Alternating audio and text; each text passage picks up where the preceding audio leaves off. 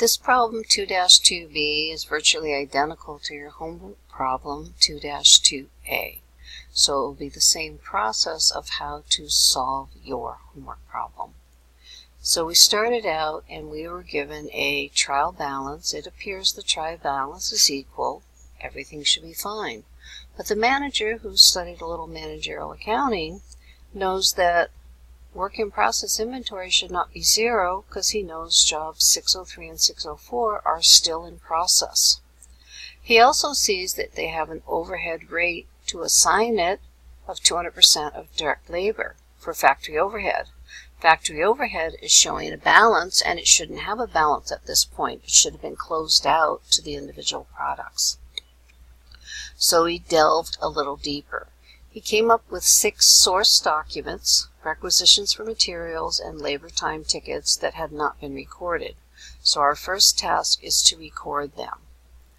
So they would like the direct materials to be assigned to work in process inventory. And I'm just going to abbreviate on these because I'm a terrible typist. So look at the requisitions, and we see that work in process, job 603, had 4,600 pulled for materials, and job 604 had 7,600 pulled for direct materials. So the direct materials would have gone down $12,200, adding those two together.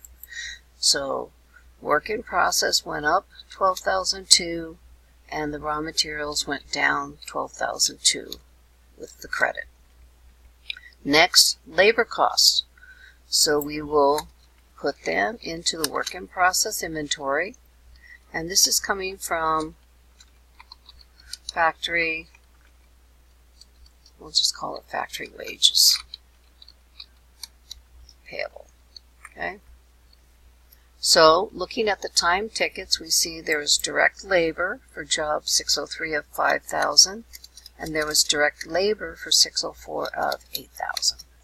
Adding those together, we see that that's 13,000 was transferred to the jobs from the payroll account. So we would credit the factory payroll of $13,000. So what we're doing is that we're journalizing and posting to the ledger at the same time so that we will have updated balance to do our corrected or revised trial balance.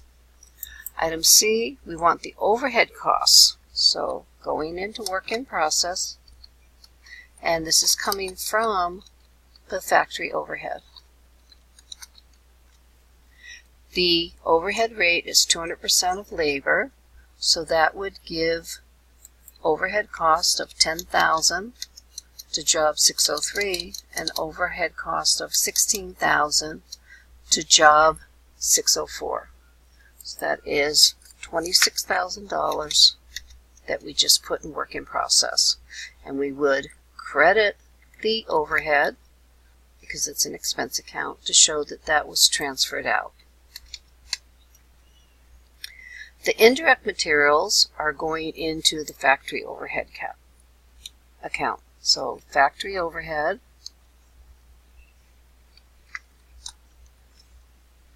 and this is going to be coming from raw materials inventory. The amount is given to us on the time ticket 233, and it's $2,100. So that's going into factory overhead and coming out of raw materials. Final journal entry they're asking for is the indirect labor. So that's going into factory overhead, and it's coming from the factory wages payable. The amount is on labor time ticket 777, and it's $3,000. So that's $3,000 into overhead, an additional $3,000 into wages payable. So I've already have a subtotal in there, so that's good. And I see that the ending balance for factory wages payable is $16,000. So let me just highlight that because it is a ending balance. And I can actually take that balance and bring it back right down here into my revised trial balance. Okay. I need to foot the factory overhead. So on this debit side, and I total the credit side, and I'm going to find the difference. So right now I have $6,100 sitting on the debit side of the factory overhead, but I must close this account. So in order to close it, I would have to credit this for $6,100. That would leave me with a zero balance. But if I make a credit here, I need to have a debit. This means that my factory overhead was underapplied. This is a variance. If the variance is not significant, we close that to cost of goods sold. In this case, we're going to assume that the variance is not significant. If it was significant, we would have to allocate it between the finished goods, the work in process, and cost of goods sold. So let's get a balance for my cost of goods sold. Okay, that's a total, so I'll highlight it for myself, and I can go ahead and bring it down in. It's a debit balance, put it on the debit side. Okay. Now work in process. I have two jobs.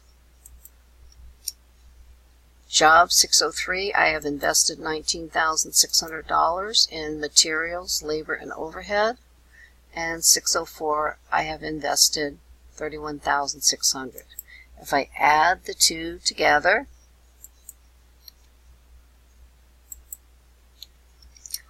oops, yes, okay. So I see that my work in process inventory is going to wind up $51,200.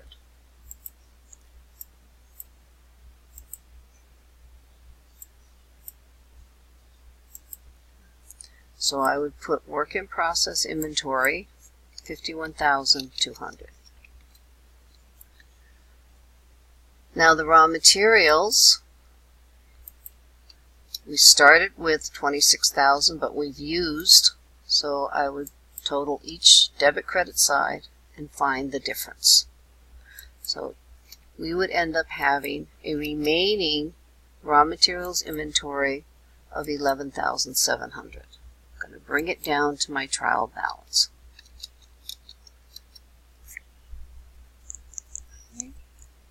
Alright, so now what about the other accounts?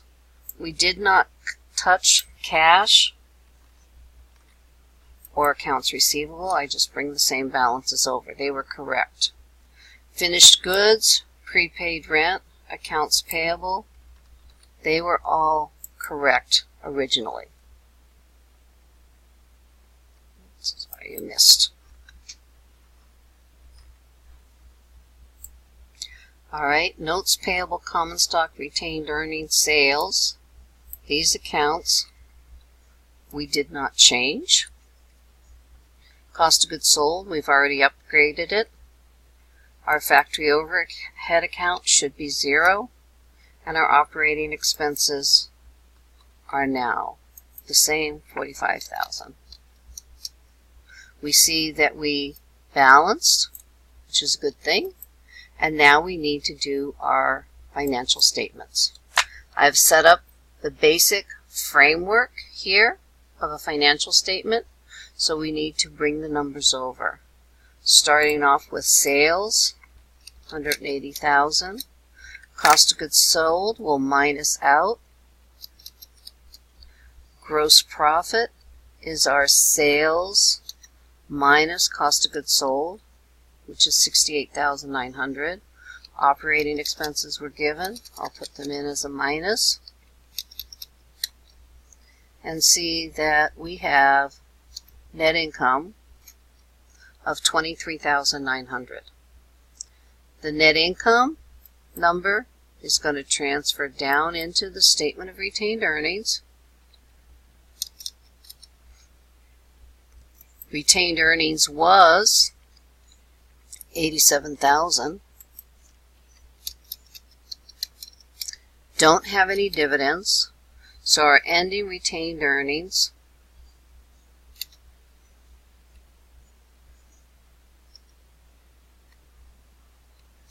is going to be $110,900. That's the number that we bring down into the balance sheet. It's not the $87,000 anymore. It is now $110,900 because we added the net income and we would have subtracted dividends if we had them. Cash accounts receivable. We take these numbers that we have here, okay? We've upgraded them. Bring them over.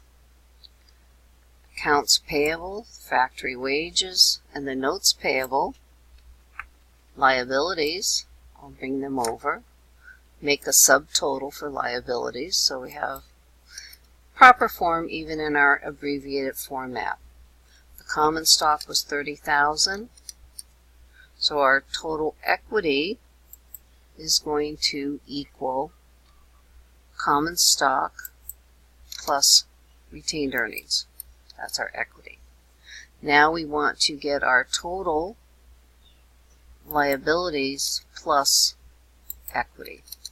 And I have a little, get this out of here, sorry. So I see that when we look at our totals, so this would be total liabilities and equity, abbreviated. And we see that our balance sheet is indeed balanced. You can go back through this problem or you can pause as you go along.